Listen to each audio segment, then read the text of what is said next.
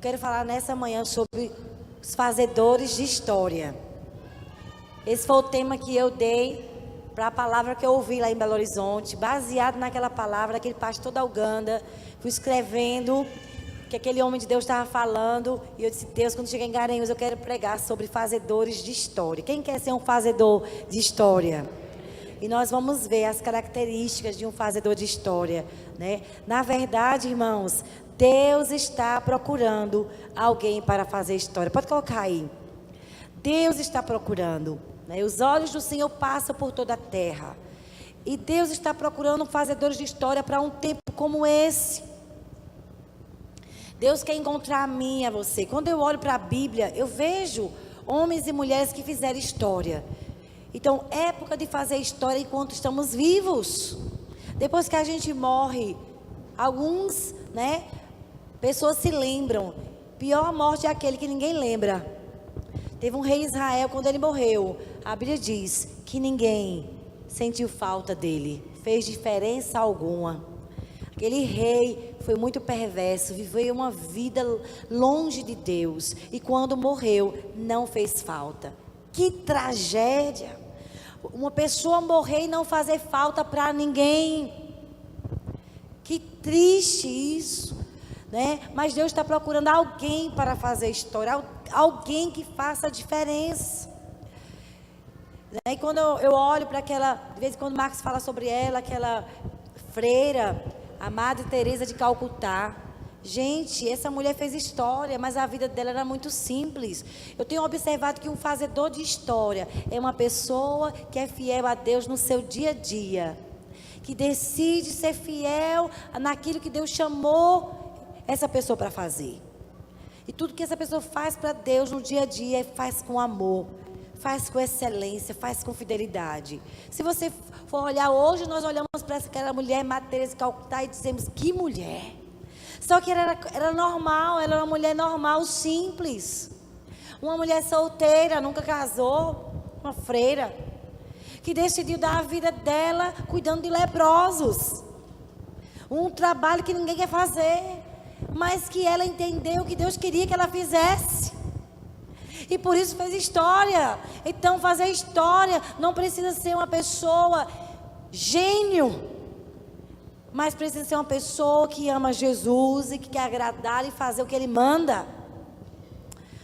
Sabe por que às vezes nós não somos fazedores de história? Porque somos infiéis, negligentes e não fazemos bem, nem com excelência, o que Deus coloca em nossas mãos. Por isso não fazemos diferença. Mas um fazedor de história é alguém simples que faz as coisas para Deus com muito amor, não é? E marca pessoas. Sabia? Toda crise é um desafio, é uma oportunidade de fazermos história. Porque a história é escrita em momentos de crise. Seja política, seja uma crise social, como está acontecendo no nosso país. Meu Deus, está chegando as eleições, eu não sei nem quem voto. Mas essa crise política no nosso país é o momento que Deus está procurando uma igreja para fazer história. Deus está querendo trazer uma cara nova para o nosso país, limpando o nosso país de tanto, né, corrupto. Deus está, Ele expôs a vergonha do Brasil para as nações. Aqueles que eram para ser exemplo de honestidade são os que mais roubam. Que tragédia! Mas graças a Deus, que Deus está fazendo justiça, e aqueles que são ladrões estão sendo presos. Que bênção! Purificando a nossa nação, para que a nossa nação seja uma nação que tenha dignidade. Momento de crise é momento de Deus fazer história, levantar pessoas tementes em uma nação. Por isso nós temos que orar e saber em quem vai votar. Por isso não vota sem saber o que tu está fazendo. Vai olhar na internet qual é o plano daquela pessoa, quais são os pensamentos daquela pessoa, vai pesquisar o plano de governo. Quem está entendendo? Já passou o tempo da gente ir levado pelos outros na hora de pesquisar, de analisar, de assistir debate, ser crítico mesmo, de não querer mais políticos ladrões na nossa nação, irmãos. Está na hora de você e eu sermos pessoas que têm responsabilidade na hora de votar. Vai pesquisar, vai analisar. E escolha pessoas sérias, que têm o temor de Deus. Então, procura gente que ama a palavra, que tem princípios na palavra, que pelo menos respeite os princípios de Deus. Você está entendendo isso? Então, dá uma analisada, porque estamos num momento de crise. E Deus usa crise para mudar a história de pessoas. Deus usa crise para mudar a história de uma sociedade. Deus usa crise para mudar a história de famílias. Tem gente que só se converte quando há uma crise profunda. Tem gente que é tão orgulhoso que só se converte quando pega uma doença terrível. Você sabia quando uma pessoa está doente com câncer ou com outro tipo de doença, é hora de você evangelizar porque o coração se quebranta. Tem gente que só se converte quando dá uma falência financeira. Tem gente que só se converte quando tem morte na família. Tem gente que só se converte quando não tem amigos. Tem gente que converte quando muda de cidade. Nós, igreja, temos que observar os momentos de crise e realmente aproveitar daquele momento para falar de Jesus, porque momento de crise é momento de Deus mudar a história das pessoas. Se alguém na sua vizinhança morreu, vai fazer uma visita àquela família. Se alguém está lá precisando de uma cesta básica, vai lá cuidar de alguém, porque crise é tempo de fazermos história na vida das pessoas. Amém, queridos? Seja observador. Às vezes Deus permite certas coisas para quebrantar o coração de algumas pessoas, que quando estão bem não querem saber de Deus, mas quando vem crise, problema, falta de emprego, situação difícil, às vezes é um divórcio, às vezes é uma crise no casamento, a pessoa está aberta para pedir socorro a Deus. Nós temos que observar e sermos um canal de Deus para mudar a história de famílias. Quem concorda, diga amém. Então nós temos que ser pessoas que estão ali, prontas para fazer diferença, ser uma luz na vida de pessoas, trazer consolo, trazer conforto, palavra de ânimo. Observa a vida das pessoas, qual é a crise, e ser um instrumento de Deus para transformar a vida daquela pessoa, aquela família. A melhor história que nós podemos fazer, irmãos, é impactar pessoas. É quando eu e você, a gente faz diferença na vida de alguém. Eu fico tão impressionada quando eu escuto testemunhos de pessoas que dizem: olha, eu estava no fundo do poço, conheci fulano de tal, essa pessoa ligou para mim, foi fazer uma visita na minha casa, estava lá sempre se preocupando, orando comigo, e eu fugindo dessa pessoa, e até que ela perseverou, e minha vida foi mudada. Não é lindo isso? Eu fico muito tocada quando eu vejo crentes sendo sal da terra e luz do mundo, entendendo o papel é ajudarmos pessoas e fazer diferença em momentos cruciais, momentos de crise. São oportunidades que Deus nos dá para entrar na vida de uma família, de uma pessoa. Sabe, irmãos, nós temos que olhar para a nossa vida e nos preocupar. O que é que eu estou fazendo, meu Deus? Será que se eu morrer hoje, alguém vai sentir minha falta? Será que eu marquei a vida de alguém? Será que minha vida fez diferença? Ou será que alguém vai dizer: graças a Deus que morreu, de tão ruim que era? Deus nos livre disso. Teve uma vez que eu estava ouvindo um testemunho da Ana Paula Valadão. Ela disse que todo dia vinha orar na igreja pela manhã, e tinha uma irmãzinha lá prostrada, tão cabelo assanhado, roupa toda assim, ela aflita. Quando foi um dia, Ana Paula disse no culto, a mulher estava de escovinha, toda arrumadona. Aí ela olhou, um sorrisão. Aí ela disse: irmã, como você está linda hoje? O que aconteceu? Meu marido morreu! Gente, ela estava tão feliz. Foi liberta. Que tragédia. Aquele homem era terrível. Diz que a mulher foi outra mulher. Uma vida que não valeu a pena ser vivida. Nós temos que observar. Porque tudo passa, irmãos.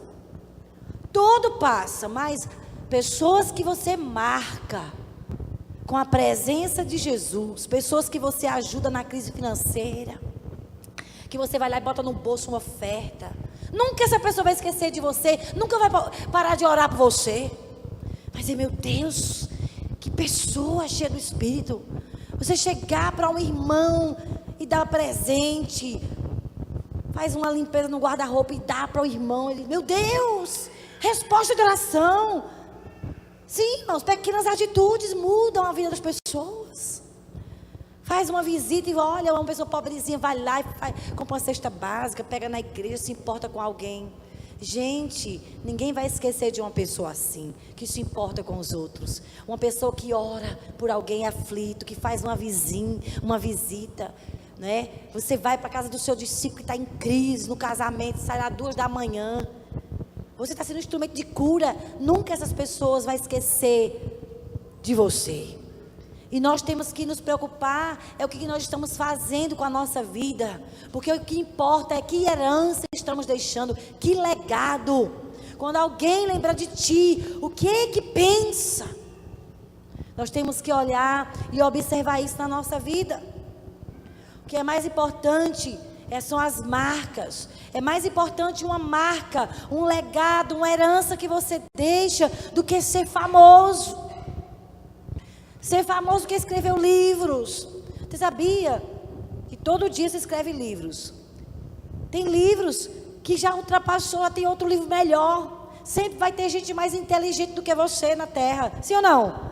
Sempre vai ter gente, né, que vai sobressair alguma área. E você que foi um dia vai ficar para trás. Alguém vai lembrar, mas nunca alguém vai esquecer de uma pessoa que marcou sua vida, que fez diferença, que orou por você, que jejuou, que foi atrás, que se preocupou. Isso se chama legado. E a minha pergunta é: quantas pessoas você está marcando? A pior coisa é viver só para si, se preocupar só consigo mesmo, e você morre e não fez diferença na vida de ninguém. Mas como é poderoso saber, né, que você tem discípulos que estão marcados para sempre, com o seu amor, com o seu cuidado. Como é lindo isso, quando a gente vê as pessoas sendo marcadas pelo Senhor. Não existe investimento mais poderoso do que cuidar de pessoas, porque sempre haverá novos livros, pessoas se sobressaindo, inteligentes aparecendo. Mas sabe, o Evangelho só continuou até nós, só chegou até nós, porque gente foi marcada por Deus. Alguém cuidou de alguém, que levou o Evangelho para outra pessoa, que outro levou para outro. Teve pessoas que se importaram com alguém. E para o Evangelho continuar, eu e você temos que decidir dar a nossa vida por outras pessoas, porque isso tem valor eterno. Quem diz amém? Então vale a pena se envolver nas coisas de Deus. Vale a pena ser um líder de célula excelente, que tudo faz com excelência. Ei, irmão, eu quero visitar a sua célula e sair impactada, com tanta excelência e cuidado e nobreza, porque essas coisas têm valor eterno. Cuidar de gente e cuidar bem cuidado, não é coisas mal feitas, não. Isso não muda a vida de ninguém. É gente que faz as coisas para Deus com excelência. Se é para ser um líder, então eu vou ser o melhor. Se é para ser discipulador, eu vou amar e cuidar bem. Se você for assim, você vai ver o que Deus vai fazer na vida dos seus discípulos. Sua célula vai crescer tanto, irmãos, que vai ter tanta multiplicação, porque você vai ser excelente no que faz. Isso tem valor eterno. Isso sim vale a pena. As noites que você chora, os jejuns que você faz, porque isso sim tem valor eterno. O nosso investimento em fazer discípulos tem valor. Cada pessoa que você cuida e ensina a palavra, com certeza vai ter sua vida transformada. E essa pessoa vai ser um agente de transformação. Uma sociedade é mudada quando alguém cuida de alguém. Hoje eu sou pastora, mas um dia eu tinha 14 anos, fiz uma viagem de férias e 2 rapazes pregaram o evangelho para mim. Nunca imaginaria que eu ia ser uma pastora. Vale a pena você investir sua vida. Alguém cuidou de mim quando eu era nova convertida. Alguém investiu na minha vida. E hoje sou uma pastora porque alguém cuidou de mim. E o que fizeram comigo, hoje eu procuro fazer na vida dos meus discípulos. E fico observando se vocês estão fazendo direitinho na sua vida. Porque isso sim, marcas que deixamos, isso vale a pena. Tudo passa, dinheiro passa, roupa fica velha, né? Até os nossos móveis se quebram. Isso vem e vai. Mas o que você faz por vidas, isso sim é a maior riqueza que você pode deixar. É a maior herança que você pode deixar quando você morrer. Nós devemos aproveitar os momentos, ter esse discernimento, que na hora da escuridão, na vida das pessoas, é a hora de a gente acender a luz. Escuta esses testemunhos aqui, bem rapidinho. Você vai entender o que eu estou falando. Meu nome é Alba Valéria, eu me converti aos 17 anos. Foi bem na época da separação dos meus pais e nesse momento eu pude contar com Águida, que foi a pessoa que me ganhou para o Senhor, que me evangelizou, que cuidou de mim, que me ensinou a orar, que me ensinou a ler a palavra. Ela foi uma pessoa primordial para meu crescimento espiritual e eu pude ser acompanhada por ela durante 1 ano. E com certeza eu oro para que Deus honre a vida dela por todo o cuidado que ela teve comigo. Meu nome é Thales Gomes, né? Gostaria de falar para vocês um pouco sobre a minha conversão. Tá com mais ou menos 10 anos que eu me converti, que eu cheguei aqui no CCA. Né? Durante esse tempo de conversão eu passei por um momento muito doloroso sobre a minha vida, né? Que foi a perda da minha mãe. Né? E o pastor Márcio, né? que era e é meu discipulador hoje em dia, me ajudou bastante junto com a igreja, né? Me ensinando que esse vazio que tinha dentro do meu coração só que poderia suprir era o Senhor. Né? E Deus tem suprido até hoje. Né? E eu sou muito grato a Deus pela vida do meu discipulador, que é o pastor Márcio, e pela vida da igreja. Olá, meu nome é Keila, me converti aos 14 anos, porém tinha uma vida muito religiosa e tive a oportunidade de ser acompanhada e pastoreada pela pastora Cristiane através do discipulado, onde eu fui me aprofundar no conhecimento do Senhor e da palavra, onde eu aprendi princípios, né, do Senhor na minha vida e comecei a ter mudanças. Né? Deixei de ser religiosa para ser uma cristã verdadeira, praticante do Evangelho. E eu quero agradecer nesse momento a Deus pela vida da pastora Cristiane, que sempre investiu, sempre gastou tempo comigo, sempre confiou em mim. E isso traz impacto na minha vida, porque não é inútil cuidar de pessoas. É o maior investimento. Se você não é discipulador, acorda. Você que é líder de célula, é um privilégio. É um privilégio. A gente não pode fazer as coisas do Senhor de qualquer jeito, de bolo. É um privilégio Deus contar com você. Que honra você tem. Por isso faça com excelência. Você está lidando com a menina dos olhos do Senhor. Pessoas. Não podemos ser negligentes e fazer a obra do Senhor relaxadamente. É melhor não fazer. Mas se você for líder, seja excelente. Se você for discipulador, dê sua vida. Cuide bem das pessoas, que é a maior herança. Eu quero me orgulhar de cada célula que eu vou fazer supervisão. Quero me orgulhar dos meus líderes excelentes, que fazem o melhor. Quero ter alegria em cada célula que eu for. Dizer, meu Deus, que dedicação, que excelência. Porque é assim que nós honramos o Senhor. De que vale a nossa vida? Se você morrer hoje, que herança você vai deixar? Uma pessoa que faz história é uma pessoa que dá a vida para marcar pessoas. Dinheiro passa, profissão passa, mas o que você faz por gente tem valor eterno. Por isso não se canse, não faça de qualquer jeito. Essa obra de cuidar de pessoas é uma obra excelente. Se você perdeu o prazer de ser líder de célula, meu irmão, vá orar. Vá buscar o Senhor, porque não existe serviço que seja mais nobre. Mais nobre do que ser juiz, mais nobre do que eu sou governante. É muito mais nobre. Só se cada um cuidar bem das pessoas. Se um juiz cuidar bem de pessoas, se um governante cuidar bem de pessoas, existe nobreza nisso. A nobreza está em cuidar de gente. Quem está entendendo? É nobre. É nobre.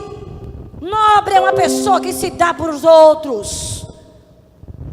Isso é nobreza. Jesus é um modelo de um homem nobre.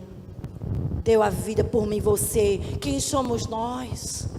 Hoje só somos filhos. Nossa vida mudou porque alguém foi corajoso. Não pensou em si, no seu bem-estar. Disse: sim, Senhor, faça a sua vontade, não a minha. E aceitou morrer numa cruz para tirar a nossa vergonha. Alguém deixou uma herança espiritual. Os discípulos copiaram, receberam esse modelo e deram a própria vida. Vá pegar o Google e ler a história dos discípulos de Jesus. Homens de legado, de herança, que amaram o Senhor mais do que a si mesmos. Homens que deram a vida pelas vidas.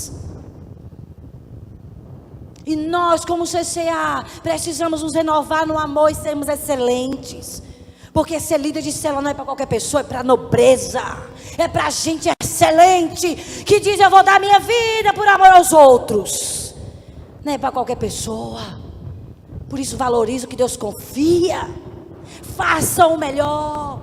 Seja um discipulador, que seus discípulos fiquem constrangidos de tanto cuidado e excelência. Amém, queridos? Deus quer isso para mim, para você. Eu quero falar sobre atributos de um fazedor de história. Quem é que faz história? O que eles têm? Primeira característica, primeiro atributo de um fazedor de história é que uma pessoa que faz história conhece o seu Deus. Sem conhecer a Deus, não temos condições de marcar a vida de ninguém. Porque nós não marcamos porque temos alguma coisa. Nós marcamos porque Jesus marcou a nossa vida. E aí você pega e leva esse Jesus que mudou sua vida, você apresenta para outras pessoas. Mas primeiro você tem que conhecê-lo. E aqui diz lá em Daniel 11, 32. Vamos ler juntos? Mas o povo que conhecer ao seu Deus se tornará forte e fará proezas, sabe? O que faz diferença na nossa vida é conhecer a Deus. Por isso, meu irmão, observe como está a sua vida devocional. Disso depende a qualidade da sua liderança e a qualidade do seu discipulado. Gente que conhece a Deus, que busca a Deus, se torna excelente. Porque se enche tanto com o amor do Senhor, se enche tanto de compaixão, que tudo que essa pessoa faz é um prazer. Conhecer a Deus é o que faz a diferença na nossa vida, irmãos. Somente uma pessoa que conhece a Deus se torna forte. Quantas lutas nós passamos no dia a dia, sim ou não?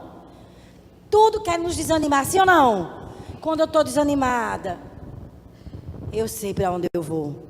E a gente aprendeu, assim que luto as minhas guerras, é adorando, é no devocional, é se enchendo da presença que a gente se torna forte e vence as guerras. Guerras emocionais, guerra contra doenças emocionais. Às vezes, irmãos, os inimigos estão dentro de nós. São doenças emocionais, a maneira como é que a gente se enxerga.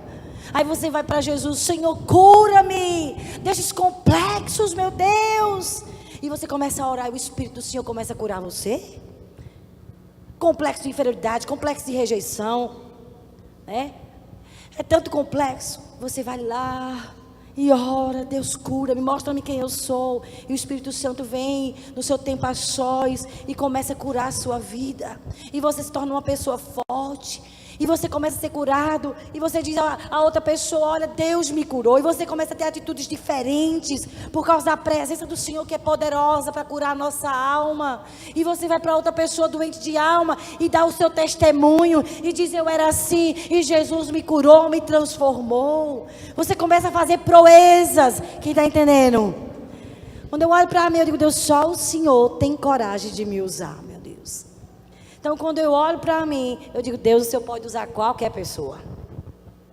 Porque só a gente sabe as complicações interiores que tem. E que vai orar e o Espírito Santo começa a curar. Né? Marcos disse, eu sempre fui muito tímido. Mas quando está me enchendo louvor e pregando, nem parece ser tímido, não é verdade? Só Jesus pode fazer uma coisa dessa. Fazer um brabo ficar manso. Não é não? Paciente. É a presença dele. A gente nem se conhece. A gente começa a fazer proezas por causa do conhecimento de Deus. Mas esse conhecimento que faz a diferença na nossa vida precisa ser um conhecimento de experimentar Deus, irmãos. Sua vida devocional precisa ter mais qualidade. Nem sempre quantidade de tempo significa qualidade. Tem gente que fica lá 1 hora, 2, mais desconcentrado, né? Pensando em muita coisa, lê a Bíblia e não entende nada. É necessário qualidade. Jesus diz, quando você entrar no quarto, feche a porta. Esse fechar a porta é tirar as distrações. Por isso, antes de você ler a Bíblia, coloca uma adoração. Vá conectar sua mente ao Senhor. Se desligue de tudo aquilo que atrapalha. Está entendendo? E aí você vai ter um relacionamento íntimo. Você vai lá para o seu quarto, para um lugar na sua casa. Ter tempo com Deus para ouvir a voz de Deus. Esse tempo de qualidade é tão poderoso que transforma a nossa vida. Procure meditar na palavra, gaste tempo, não apenas lendo, porque às vezes a gente lê e não sai com nada. Sim ou não? E eu faço o que, pastora? Releia. Às vezes eu estou lá pensando, eita meu Deus, tem que falar com fulano e tal. Quando eu terminei de direito, eu vou que ali mesmo, eu não sei. Releia, volta o capítulo, lê de novo. E pede ao Senhor, fale comigo. Quando saltar um versículo, aí você, pare nele e vá meditar. O que muda a nossa vida é meditar na palavra. Por isso que Deus falou para Josué, Josué, medita na minha palavra, dia e noite, para que você seja um homem bem sucedido. Só cresce quem medita. Não é ler por ler, é ler para você pensar no que está lendo, refletir, o que eu tenho que mudar. Essa semana eu estava lendo Tiago. Irmãos, fui tão corrigida lendo Tiago. Ele disse que a gente foi feito para ouvir mais e falar menos. Oh, aleluia. Né? Ele disse, olha, que o homem seja tardio para falar, pronto para ouvir, tardio para se irar. Às vezes eu estou rápido em me irar, rápido em falar e não escuto. É uma tragédia uma coisa dessa. Aí o meu papai celestial tem que vir com as lapadinhas boas, me corrigindo, filha, zip, escuta-me mais. Como é bom ler a Bíblia, meditar. Eu vou até pregar, irmãos, esse homem de Tiago. Deus falou tanto comigo, foi tanta correção que eu vou pregar em cima de Tiago. Por quê? Porque nós temos que ler, e aprender, e meditar, e pensar, analisar. Vai no Google, pesquisa o que tu não entendeu. Mas precisa essa palavra fazer diferença. Se fizer diferença para mim, mudar a minha vida, eu vou ser um canal para transformar a vida de outras pessoas. Você pode dizer a alguém, eu era assim, Deus me mudou. Eu era desse jeito, eu fazia assim. A convivência com o Senhor é tão importante, porque muda a nossa vida. E nós começamos a ser transformados, tendo esse relacionamento diário. Eu estava compartilhando hoje pela manhã, que eu estou dando aula aqui na escola ministerial. E a minha disciplina é vida devocional. Uau, eu amo essas coisas. Eu estava dizendo, irmãos, lá no Salmo 119, o salmista diz, 7 vezes no dia eu te louvo. Ele tinha momentos que ele parava tudo por um segundinho lá na loja. Viu? Rosivaldo. Um segundinho. Senhor, eu te adoro, Senhor. Ninguém está vendo, você está lá adorando, só conectado com o céu, andando no meio da rua, fazendo a comida lá, cantar lá machai, que comida boa. Senhor, tu és maravilhoso. Passando roupa, no seu dia a dia, conectado. E você vai ouvir a voz de Deus, Ele vai te instruir. Filha, procure fulano, está passando por luta, você passando roupa e Deus falando contigo. Porque o nosso Deus, Ele quer comunicar, Ele tem prazer em ter relacionamento conosco. Nós é que deixamos Ele de lado. Nós que durante o dia esquecemos de adorá-lo. Mas Ele quer ter um relacionamento íntimo conosco, amém, irmãos? Então uma pessoa que faz diferença, um fazedor de história, é uma pessoa que relaciona com esse Deus, que conhece o Deus que anda, o Deus da Bíblia. Porque tem intimidade com esse Deus no dia a dia, andando com Ele, conversando com Ele, aprendendo a ouvir a voz do Espírito Santo. Como é que aprende? Relacionando ao Espírito Santo. Senhor, fale comigo. Só se aprende estando junto. Como é que você vai conhecer? Como é que eu conheço a voz de Marcos? Porque eu convivo. Você precisa conviver mais com o Senhor no seu dia a dia, no seu trabalho. Eu me lembro, irmãos, eu trabalhava na Ferreira Costa e eu ficava o tempo todo só conectada com o céu. E eu fui dar à mulher um troco. E eu peguei e disse, glória a Deus. Eu fiquei com vergonha. E aleluia, eu disse, querida, não sabia o que fazer, porque eu fui dizer, obrigada, e vai sair obrigada, e saiu glória a Deus, quando eu falei com a mulher. Jesus, eu disse, meu Deus, né? Calma, é obrigada. Eu fiquei lá envergonhada, né? Então, a gente tem que estar conectado. Essa semana eu estava orando, falando com Deus, esqueci que tinha umas pessoas ao meu lado. Fiquei tão envergonhada, digo, aleluia, fiquei cantando, para não pensar que eu era uma doida andando no meio da rua. Mas eu tenho que andar assim, relacionando com esse meu Deus, conversando com Ele diariamente, meditando na palavra. Acorde cedinho, medita na palavra, passa o dia todo lembrando daquele versículo, escreve na mão. Tiago escreve na mão, de vez em quando eu pego a mão dele, está lá escrito, é versículo para decorar. Uma forma de meditar e decorar versículo, bota no espelho, bota lá na pia de lavar prato, tá lá, né? Senhor é meu pastor, né? Vai meditar na palavra, fica andando com Deus, guarde no meu coração a tua palavra. Eu quero que o Senhor guarde dentro de mim. Quando você começa a ler a Bíblia, como Deus fala conosco através da palavra, sim ou não? Como é precioso ficar o dia todo pensando naquilo que Deus está falando. Deus quer isso para mim e para você. Deus usa as Escrituras para se revelar a nós. Deus usa as Escrituras, a palavra dele, para revelar o coração, para nos corrigir, nos ensinar, nos instruir. Deus usa as Escrituras para nos educar. Que coisa linda. Cada homem de Deus na história, que fez história aqui nessa terra, foram homens de uma íntima, uma profunda comunhão com Deus. Você sabe que Moisés teve um encontro com Deus quando ele tinha quantos anos? 80 anos. Meu Deus, há esperança para você e para mim. Com 80 anos, ele estava trabalhando lá com as ovelhas do sogro, e ele viu uma árvore pegando fogo. Mas que interessante, a árvore não queima. E ele achou aquilo incrível e foi chegando perto, e uma voz forte, Moisés, falou o nome dele. Meu Deus, foi uma experiência tão marcante que mudou a vida daquele homem para sempre. Nunca mais ele foi o mesmo, depois da sarça ardente. Depois lê em casa, Êxodo capítulo 3. Que coisa incrível. E o Senhor disse, Moisés, eu ouvi o clamor do meu povo e te escolhi. Eu, 80 anos, você mesmo. Você vai ser o libertador do meu povo. Gente, Moisés se tornou o maior líder de todos os tempos. Foi usado por Deus, aquele homem de 80 anos, para libertar uma nação da escravidão. Quase 3 milhões de pessoas, era muita gente. Para um velho de 80 anos cuidar. Que experiência! A experiência de Moisés com Deus transformou aquele homem inseguro e medroso, gago. Ele se tornou gago, porque ele quando tinha 40 anos, ele foi fazer, né, as coisas do jeito dele, atrasou o tempo, ficou 40 anos sendo tratado.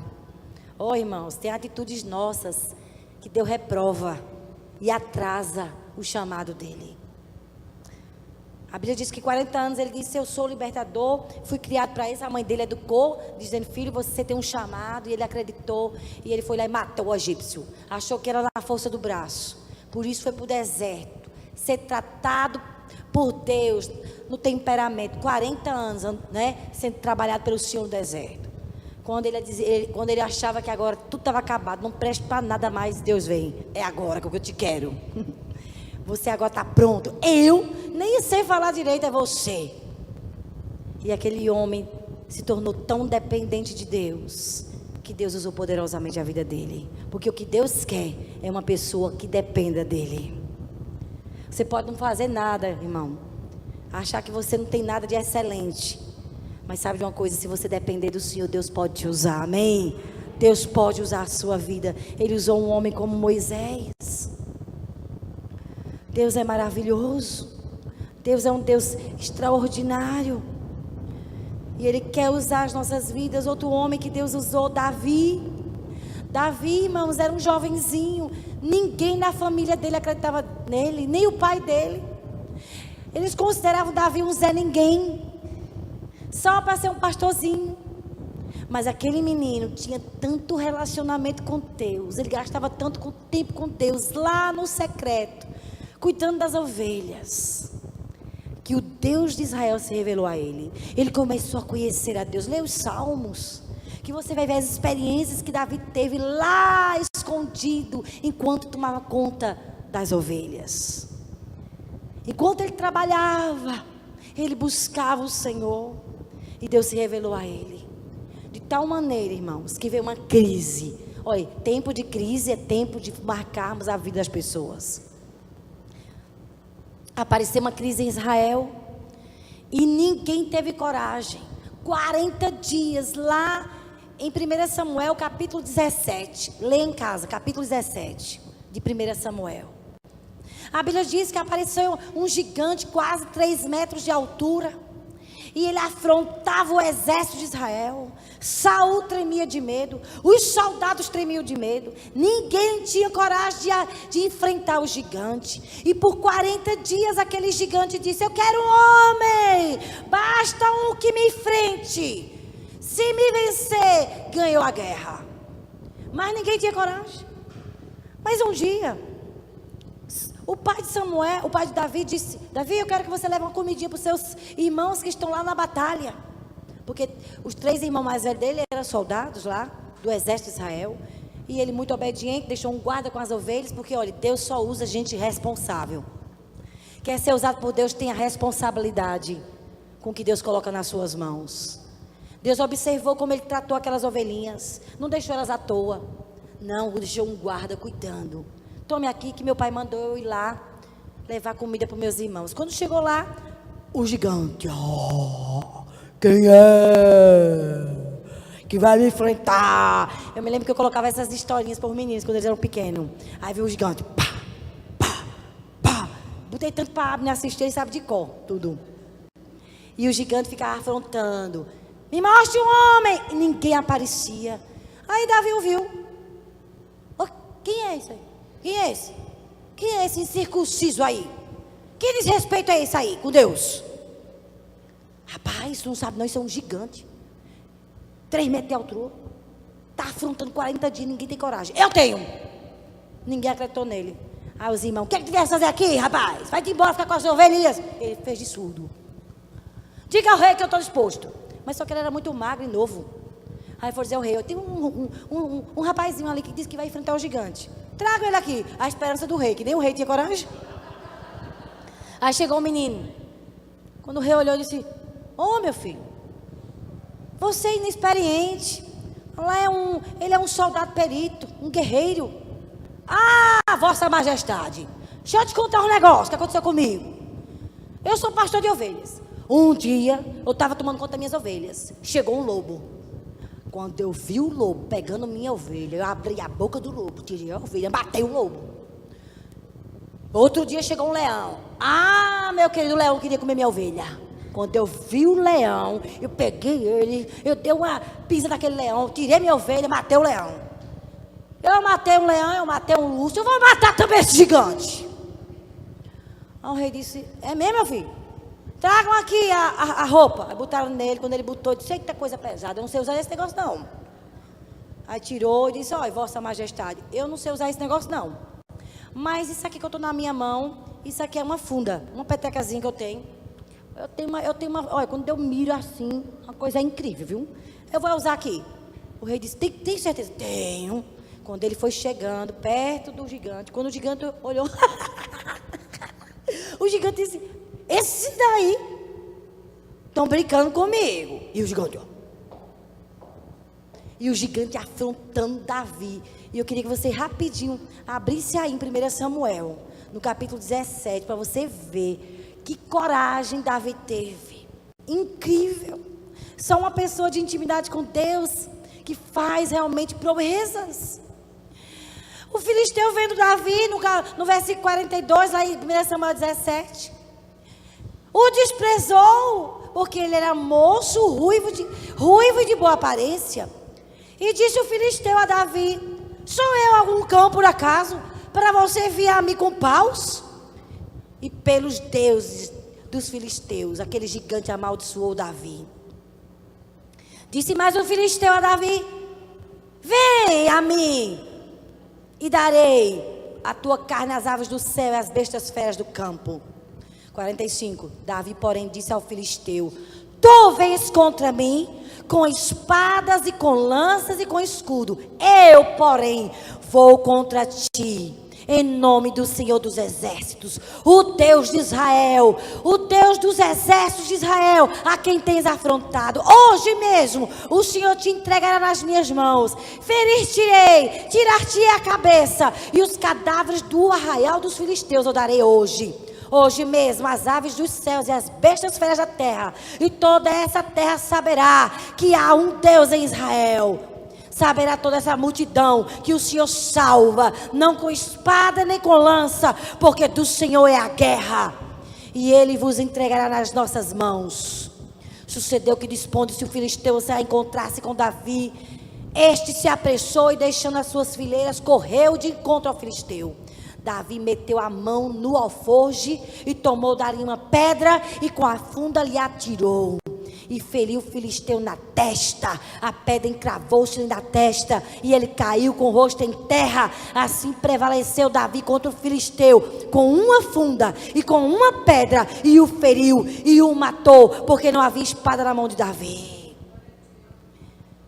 Pelo que correu Davi, lançou-se sobre o filisteu, tomou a espada e desembaiou a espada do filisteu e cortou-lhe a cabeça com a própria espada daquele gigante. Vendo os filisteus que era morto o seu herói, fugiram. Gente, só Deus pode fazer uma coisa dessa. Pegar um menino inexperiente, magrelo, que nem sabia lutar com espada. Eu acho que ele pegou a espada, meu Deus, me ajuda com essa espada. Pá! Mas era valente. Ele fez proeza porque ele conhecia Deus. Só que conhece Deus experimenta milagres. Sabe, querido, se você começar a buscar Deus, milagres vão acontecer na sua célula, milagres vão acontecer na sua família, milagres vão acontecer na vida dos seus discípulos, milagres vão acontecer com você. Se você começar a conhecer o Senhor, ele não teve medo, porque ele não olhou para o gigante. Os olhos de Davi estavam em um outro gigante, Deus. Ele disse, rapaz, você não é nada. Eu conheço um que é todo poderoso. Poderoso esse nome é, mais forte que tudo ele é. Poderoso esse nome é, nome de Jesus. Davi conhecia o seu Deus. És invencível, inigualável.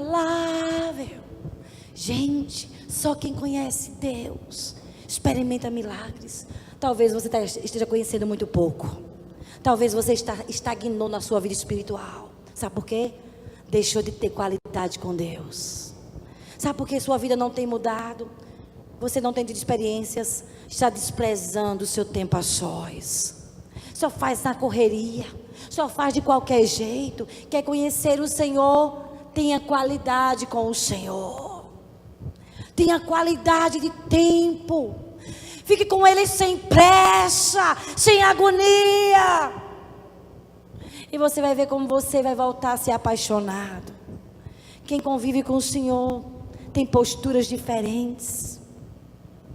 É tão diferente quem convive com Ele. Sempre Ele passando luta e animado. É passando luta e apaixonado. É passando luta e é forte. Porque essa força vem da convivência com Deus. Davi fez história. Davi foi um homem fazedor de história, porque ele conhecia o seu Deus. Outro homem que eu quero falar, que me impactou, foi Daniel. E, irmãos, eu fiquei tão impressionada essa semana, estudando sobre Daniel. Daniel foi levado prisioneiro para a Babilônia. Ele tinha mais ou menos entre 16 e 18 anos. Ainda era adolescente. Alguns historiadores dizem que é 18, alguns dizem que é 16. Sabe quantos anos aquele jovem rapaz ficou longe da família, vivendo no meio da riqueza? Podia ter se corrompido, porque tem gente que não sabe lidar com dinheiro. Tem gente que não pode ser rico porque se desvia. Tem gente que quando está ganhando muito dinheiro esfria na fé, não tem tempo para buscar Deus, só pensa em ganhar dinheiro. E aquele rapaz, ele convivia com nobres em um palácio, mas isso não tinha valor para ele.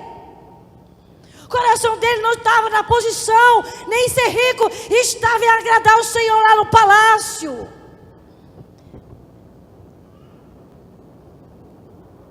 A Bíblia diz que aquele rapaz com 16 anos, entre 16 a 18 anos, foi levado prisioneiro para a Babilônia.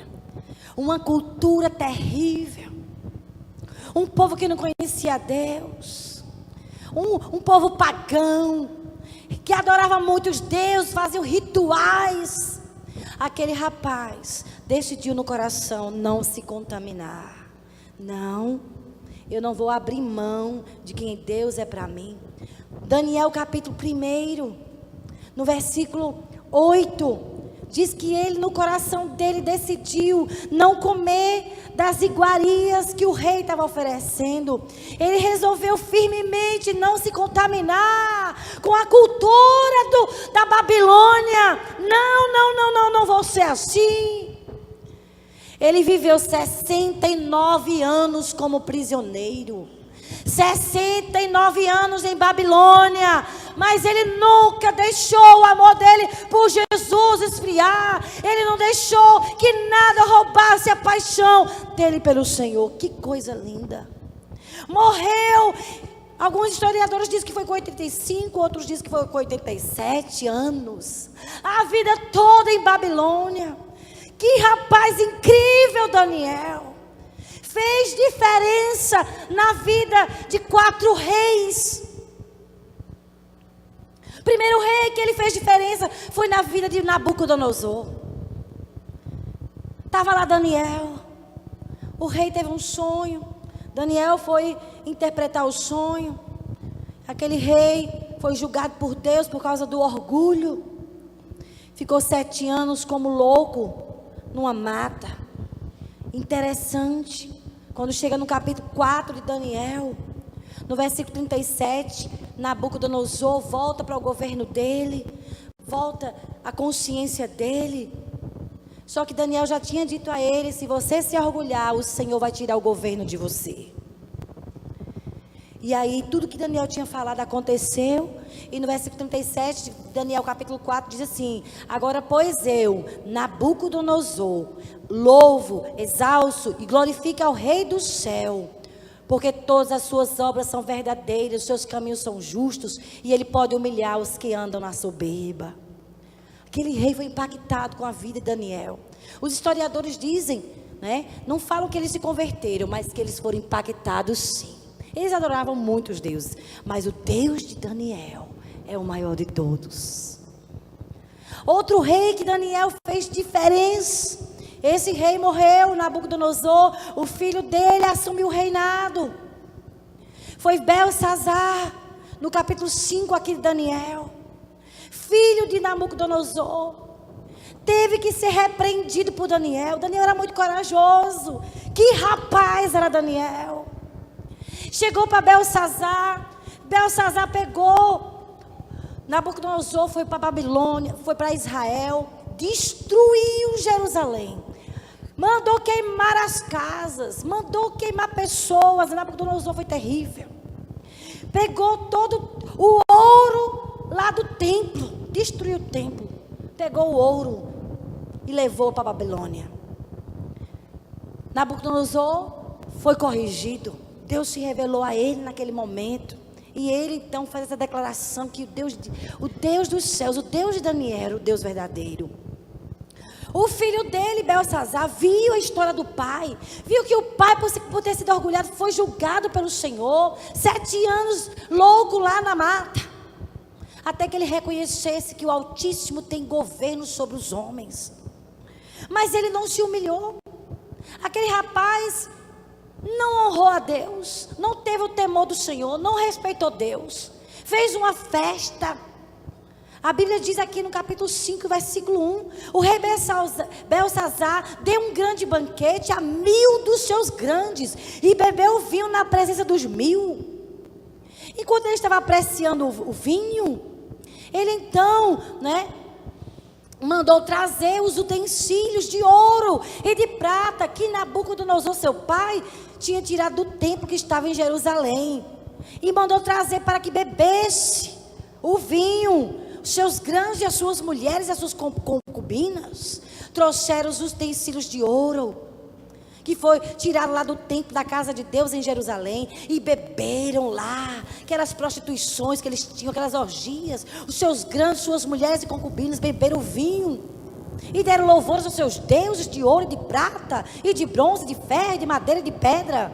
No mesmo instante, o versículo 5 diz: apareceram uns dedos de mão de homem e escreviam de frente do candelabro, na caiadura da parede do palácio real. E o rei viu os dedos que estavam escrevendo. E o rei então mudou o semblante. E ele ficou com muito medo. E começou os joelhos dele bater um no outro. E ele se perturbou: o que é isso que está sendo escrito aqui? E todo mundo ficou assustado. Que é isso? E mandaram chamar os sábios, ninguém sabe interpretar. A mãe do rei disse: meu querido filho. Aqui no capítulo 5. A rainha mãe, no versículo 10 diz: por causa do que havia acontecido ao rei teu pai, aos seus grandes, chamaram a rainha mãe. E no versículo 11 ela diz: no reino, no teu reino, um homem, fale comigo, um homem, que tem o espírito dos deuses santos, nos dias de teu pai, se achou neste rapaz luz, inteligência e sabedoria, como a sabedoria dos deuses. Teu pai, o rei de Nabucodonosor, sim, teu pai, ó rei, o constituiu chefe dos magos, dos encantadores, dos caldeus, dos feiticeiros, porquanto espírito excelente, conhecimento e inteligência, interpretação de sonhos, declaração de enigmas e solução de casos difíceis se acharam neste Daniel, a quem o rei puseram o nome de Beltesazar. Chame-se, pois, Daniel, e ele vai dar a interpretação. E aí Daniel teve que corrigir aquele rei. Disse: vossa majestade, vós conheceis o testemunho do seu pai. Você viu o testemunho? Versículo 20, quando porém o coração do seu pai... antes de colocar aqui, ele falou assim, no versículo 18: ó rei Deus, ele disse assim: tragam Daniel. E ele disse: vou te dar prêmios, Daniel. Eu vou te dar, o que eu tenho para te dar, presentes e mais presentes. Olha o que Daniel respondeu no versículo 17: os teus presentes fiquem contigo, ó rei, e dá os teus prêmios a outra pessoa. Todavia eu falarei ao rei a escritura e lhe farei saber a sua interpretação. Ó rei, Deus o Altíssimo deu a Nabucodonosor teu pai o reino e a grandeza. Quando, porém, versículo 20, o coração do teu pai se elevou, e seu espírito se tornou soberbo e arrogante, foi derribado do trono real, e passou dele a sua glória. Ele foi expulso entre os homens. O seu coração foi feito como coração de animal, a sua morada foi com jumentos monteses. até que ele conheceu que Deus, o Altíssimo, tem domínio sobre o reino dos homens, e a quem quer constitui sobre ele. Tu, Belsalzar, que és seu filho, não humilhaste o teu coração, ainda que sabias tudo isso, e te elevaste contra o Senhor do céu, pois foram trazidos os utensílios da casa dele perante ti, e perante teus grandes. Deste louvores aos deuses de prata e de ouro, mas a Deus cuja mão está a tua vida e todos os teus caminhos, a ele não glorificaste. Então da parte do Senhor foi enviada a mão que traçou essa escritura, e está escrito Mene, Mene, Tekel, Parsim.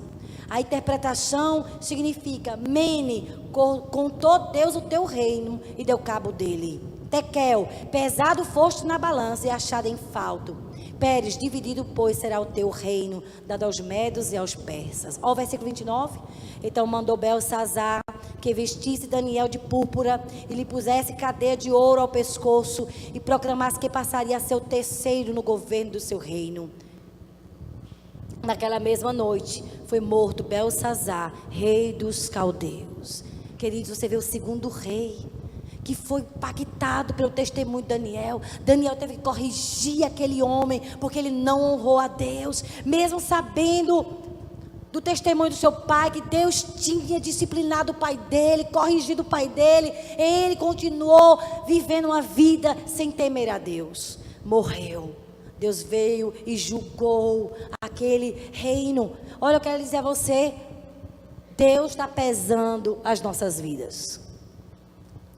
Deus, ele observa como a gente lida com as coisas dele, irmãos. Aquele rei, ele foi insensato, pesado foste na balança e fosse achado em falta. Que Deus nos livre de sermos negligentes com as coisas do Senhor, amém, queridos? E aquele homem, ele foi julgado e ele morreu. E Deus então levantou outro homem, outro rei, Dario, o Medo. Tinha 62 anos. E eu achei tão lindo, irmãos, no capítulo 6, aparece Daniel de novo, fazendo diferença na vida desse homem, desse rei. E Daniel, né, é tão fiel que causa inveja, as pessoas procuram uma brecha na vida dele e não acham, porque Daniel foi fiel em tudo. E eles então disseram, faça um edito, faça uma lei, que quem se ajoelhar diante de outra pessoa, a não ser do senhor rei Dario, seja jogada à cova dos leões. E aqueles homens foram observar, não encontraram nenhuma falta no caráter de Daniel. Pois vamos ver se ele vai se ajoelhar.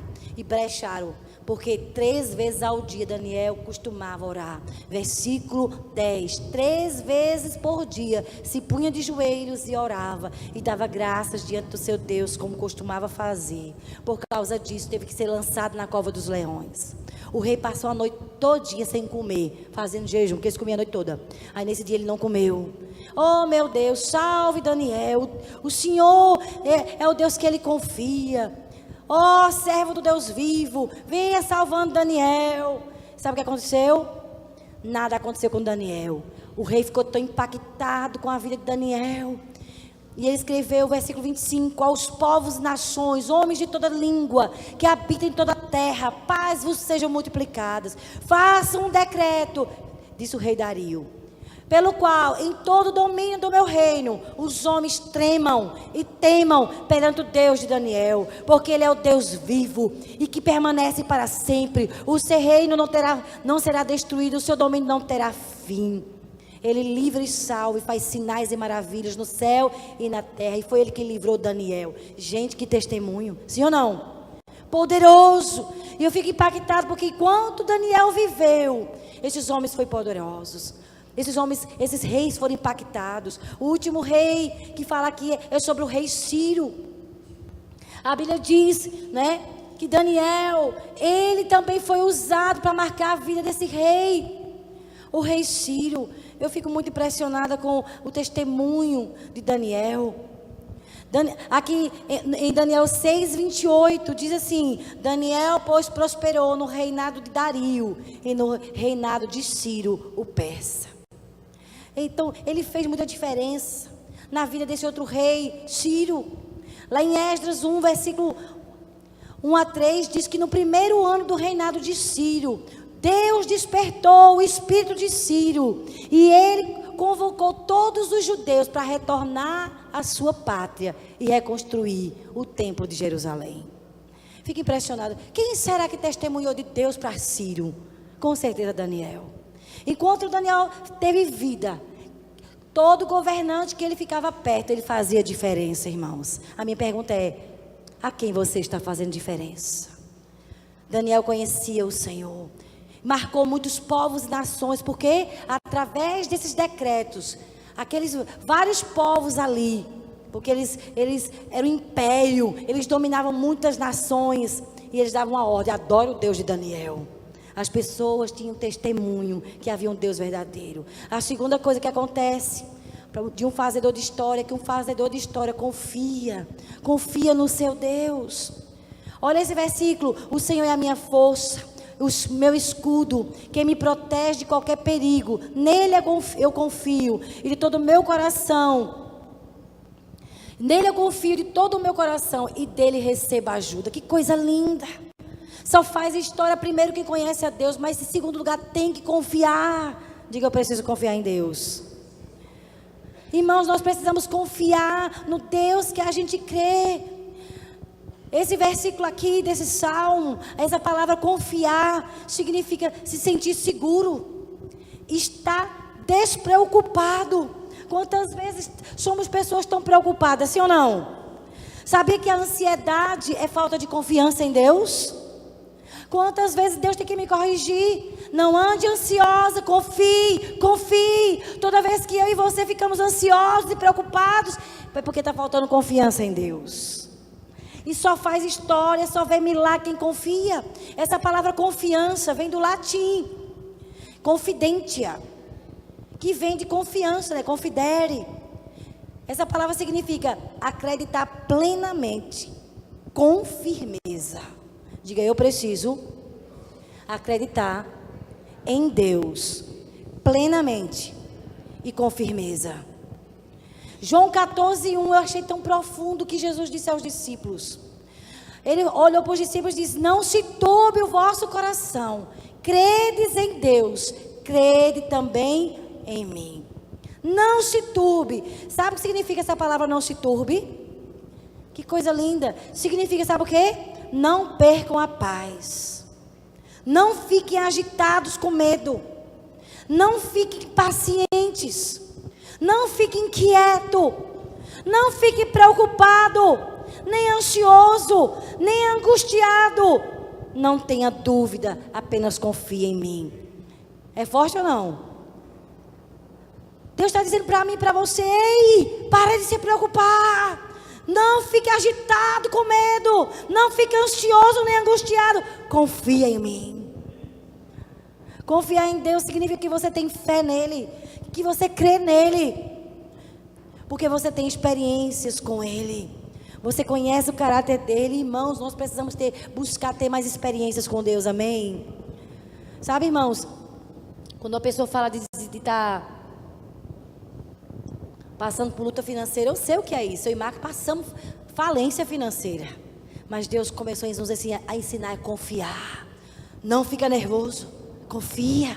Quando a gente começa a confiar no Senhor, a orar, a jejuar, entregar currículo, obviamente, mas a gente começa a declarar palavras de fé: obrigado, Senhor, nada vai me faltar. Deus faz milagres. Deus está no controle das situações, amém? Você sabia que as pessoas que Deus usou para fazer coisas grandiosas eram pessoas comuns? Você sabia que os homens que Deus usou foram homens complicados, às vezes até problemáticos, para dar esperança para mim e para você? Pedro mesmo, olha o temperamento dele, meu Deus do céu. Alguns não tinham muito estudo, eles não eram pessoas extraordinárias, eram pessoas limitadas.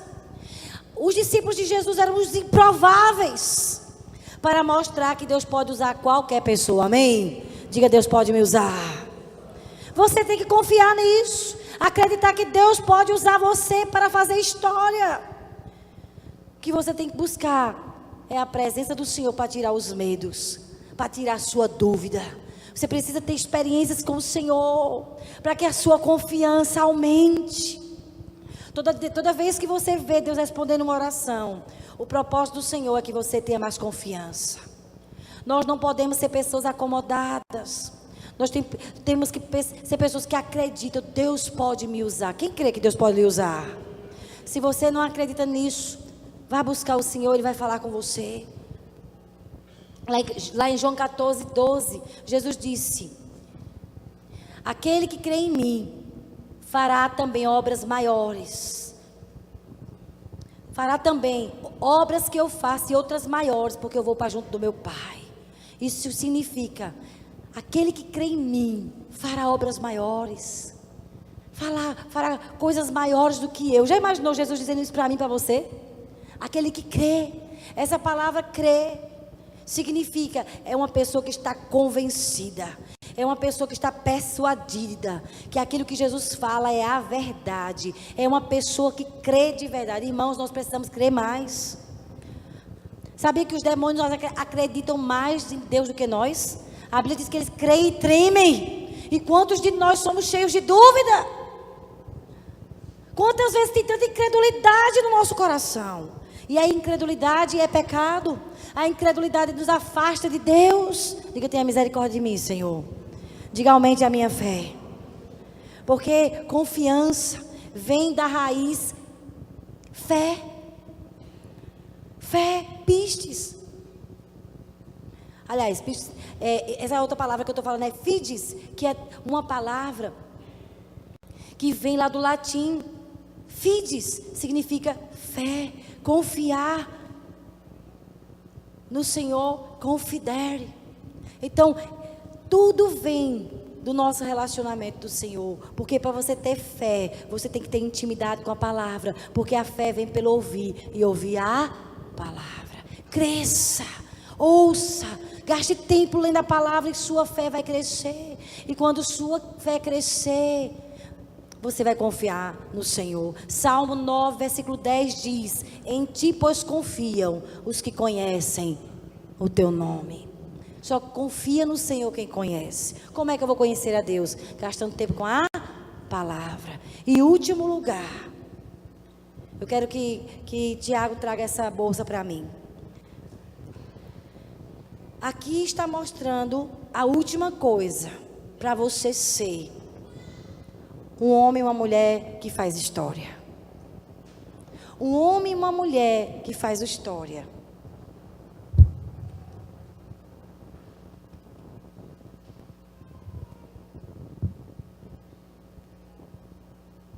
É uma pessoa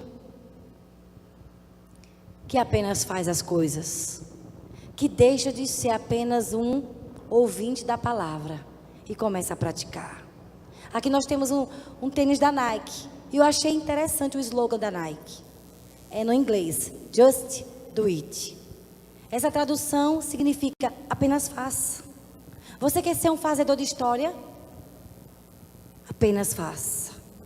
A Nike disse ao mundo, através do seu slogan: é simples. Levante. Mexa-se. Você pode.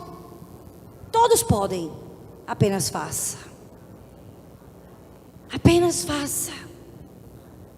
Gente, se uma pessoa do mundo, usando um slogan, foi sacudir uma sociedade, dizendo: o que faz uma pessoa fazer história é apenas fazer. Just do it. Apenas faça. E eu coloquei aqui essa frasezinha. Coloca aí, apenas faça. Coloca aí para mim. Antes, depois dessa, Elizabeth, apenas faça. Então, o terceiro ponto e último, nós vamos encerrar agora. Coloca ali. Uma pessoa que é um fazedor de história. Coloca aí na terceiro ponto. Simplesmente fazem. Coloque aí, por favor. Simplesmente fazem. Tiago 1:22 diz: não se limitem, porém, a ouvir a palavra, ponham-na em prática. Do contrário, só enganarão a si mesmos. Na minha versão diz, em Tiago 1:22, essa aqui é uma outra versão, que eu coloquei. Mas Tiago 1:22, na versão atualizada, diz assim: tornai-vos, pois, praticantes da palavra, e não somente ouvintes, enganando a vós mesmos. Não se engane. Você precisa ser uma pessoa que pratica mais. Mais prática, menos teoria. Apenas faça. Mas fazer o quê? O que é que eu posso fazer, pastora? Me diga o que é que eu posso fazer. Os fazedores de história, coloque aí, conhecem a Deus, confiam nele e por isso agem. Apenas faça, querido, o que Deus está lhe mandando. Faça a sua parte. Faça o que Deus lhe mandou fazer. É simples assim. Se Deus lhe mandou abrir uma célula, então faça. Se Deus mandou você cuidar de meninos de rua, vá e faça. Se é para evangelizar na faculdade, vá e faça. Se torne um homem, uma mulher de ação. Davi, ele encontrou um momento de crise lá em Israel. Então aquele menino se dispôs a matar o gigante, mesmo sem ter experiência. Ele foi e matou, e ele fez história. Davi se tornou um fazedor de história. Davi foi e agiu. E eu e você devemos fazer o mesmo. Destruir as dificuldades, ter coragem e obedecer. Faça alguma coisa. Faça o que Deus lhe mandou fazer, querido. Olha aqui esse último slide. Uma crise é uma oportunidade de fazer história. Eu queria que você ficasse em pé, eu vou orar com você nessa hora. E eu não quero que você esqueça jamais. Apenas faça. Tem que ter a prática. Temos que sair da teoria. Levante suas mãos. O que é que Deus tem lhe pedido para você fazer? Apenas faça. Feche os seus olhos aí no seu lugar. Espírito Santo, ajude-nos a sermos pessoas mais práticas. Ajude-nos a fazer. Não queremos apenas saber das coisas, queremos fazer as coisas acontecerem. Ajude-nos a sermos práticos. A sermos pessoas que praticam a palavra, pessoas de ação. Não queremos conhecer apenas as coisas, queremos fazer. Saia da teoria. Chegou a hora de você praticar o que Deus tem te mandado fazer. Mesmo que você tenha medo, enfrente o medo. Apenas faça. É simples. Não precisa ter grandes talentos. Precisa ser uma pessoa que levanta e faz. Mexa-se, meu irmão. Faça o que Deus está te mandando fazer. Feche seus olhos aí no seu lugar. Diga: Deus, eu me faça eu ser uma pessoa que pratica a palavra e não apenas que ouve. Meu Deus, ajude-me a ser praticante. Me ajude a sair da passividade, Deus. Me ajude, porque é simples. A Nike disse: é simples. Levante-se, mexa-se. Você pode. Qualquer pessoa pode fazer diferença, se tornar um fazedor de história. Os discípulos de Jesus eram muito limitados. Gente como eu e você. Mas eles fizeram alguma coisa. Faça alguma coisa da sua vida. Faça alguma coisa com a sua vida. Tome minha vida, Senhor. Ora aí pela sua vida. Diga: Deus, ajude-me a ser praticante. Ajude-me a fazer alguma coisa. Ajude-me a sair da teoria. Ajude-me a ser uma pessoa que vai fazer diferença, que vai marcar pessoas, que vai marcar corações. Me ajude. Não é difícil, é simples. Oh, ore com o seu irmão que está ao seu lado.